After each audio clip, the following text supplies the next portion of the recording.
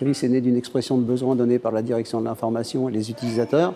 C'est un système unique de production rédactionnelle qui donc est complètement customisé pour être utilisé à l'AFP, et on a à peu près une centaine de personnes qui travaillent en permanence sur le projet, tant au niveau du développement qu'au niveau de l'exploitation. C'est un projet intéressant pour l'AFP, parce que globalement, il permet d'atteindre l'objectif essentiel qui était de disposer d'un seul système pour connecter l'ensemble des utilisateurs, de rester sur la notion du temps réel de l'AFP. Et globalement, c'est quelque chose qui nous permet de faire évoluer nos produits, et on commence à le voir autour d'AFP Forum et d'autres projets qui sont menés par la DCN. Le coût global sur les 6 ans est de 30 millions d'euros. C'est le plus gros projet informatique que l'on ait eu à réaliser en interne à l'AFP au niveau de la DSI depuis que la DSI existe et que le service technique existe.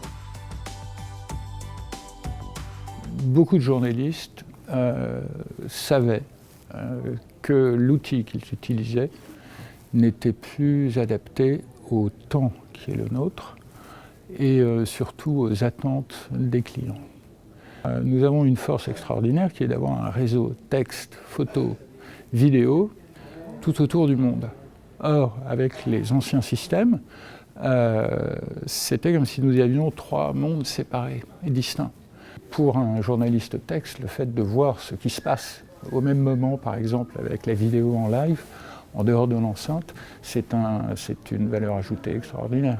De la même façon qu'avoir, par exemple, quand on est journaliste texte et qu'on fait une synthèse sur les événements du jour, sur la conférence sur le climat, si on peut voir au même moment les photos d'une manifestation qui tourne autour de l'environnement à l'autre bout de la planète, l'avantage va de soi, il est là, enfin, il est très clair. Donc les gens n'imaginaient pas pouvoir travailler avec la plateforme Iris telle qu'elle était présentée au départ. Effectivement, il y avait un gros travail à faire sur cette plateforme pour qu'elle puisse répondre à l'ensemble des besoins photos.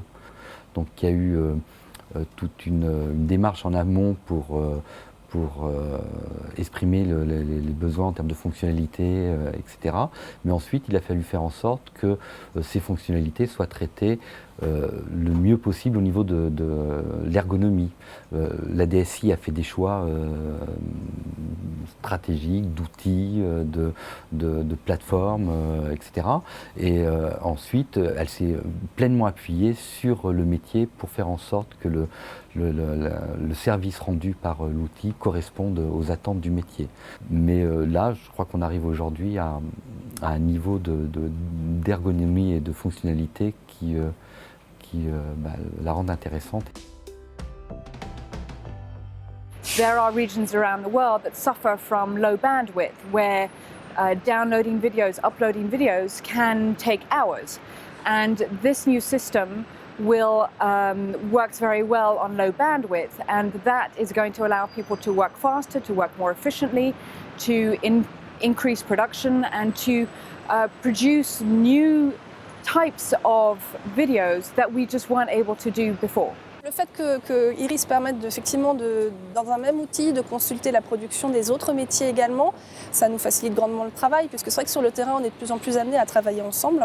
On s'aide beaucoup quand on part en reportage entre les journalistes du texte, les journalistes de la photo, de la vidéo.